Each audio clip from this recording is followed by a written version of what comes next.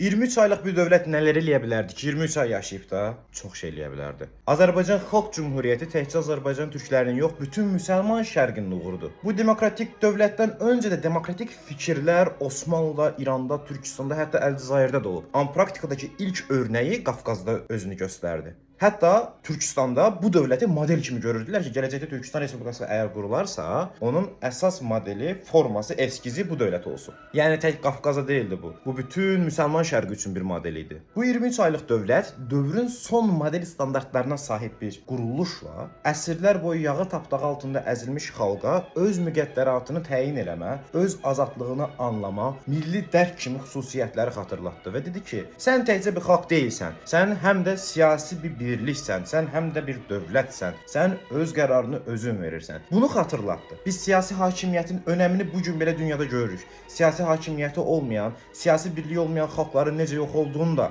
müşahidə edirik. Beləliklə AXC kadrları bu yolda Azərbaycan xalqına çox möhtəşəm formada xidmət ediblər. Bir hüquq çərçivəsində də xalqı, eli bir araya gətirdilər. Yəni bu bir növ 2-ci Göytürk xaqanlığını quran Qutluq bəyin İltəris adını almasıdır. İltəris sözü eli bir araya toplayan deməkdir. Bizim də eltərislərimiz, yəni eli bir araya toplayanlarımız AXC kadrları idi ki, hüquq normativləri ilə, siyasi modelləmələrlə bütün Cənubi Qafqazın türk müsəlman xalqını bir araya gətirdilər. O dövrün dünyası dəhşətli bir yer idi. Cinsiyyətinə görə, irqinə görə, etnik mənsubiyyətinə görə radikal formada insanlar bir-birini mühakimə edirdilər. Yəni irqçilik baş alıb gedirdi, qadınların demək olar ki, azadlıq haqqı çox limitlənmişdi. Belə bir dövrdə AXC həm qadınlara seçmə seçilmə haqqını verdi, müsəlman şərqində ilk olaraq, həm heç kəsi irqi və etnik mənsubiyyətinə görə yargılamadı, öz xalqından ayrı görmədi, hamının birini qucaqladı. Bu da dövrünə görə çox böyük bir yenilik idi. Dini inanc da çox böyük rol oynamırdı, sekulyar dövlət idi. Baxmayaraq əhalinin böyük qismi o dövrdə müsəlman olsa da, sekulyar bir dövlət quraraq müsəlman olmayanların da haqqını müdafiə elədi. Parlamentində polyaklara, gürcülərə,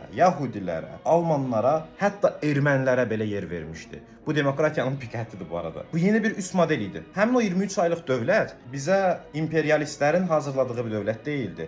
Karandaşla oturub xəritə üzərində belə çəkərək xəttkeşlə bizə dövlət verməmişlər. Biz bunu özümüz qazanmışdıq. Bu öz qurduğumuz dövlət olaraq müasir azad məmləkətimizin sələfi oldu. Yəni biz müsəlman şərqinin ilk cümhuriyyətinin varisləriyik. Yaşasın elm, yaşasın Azərbaycan.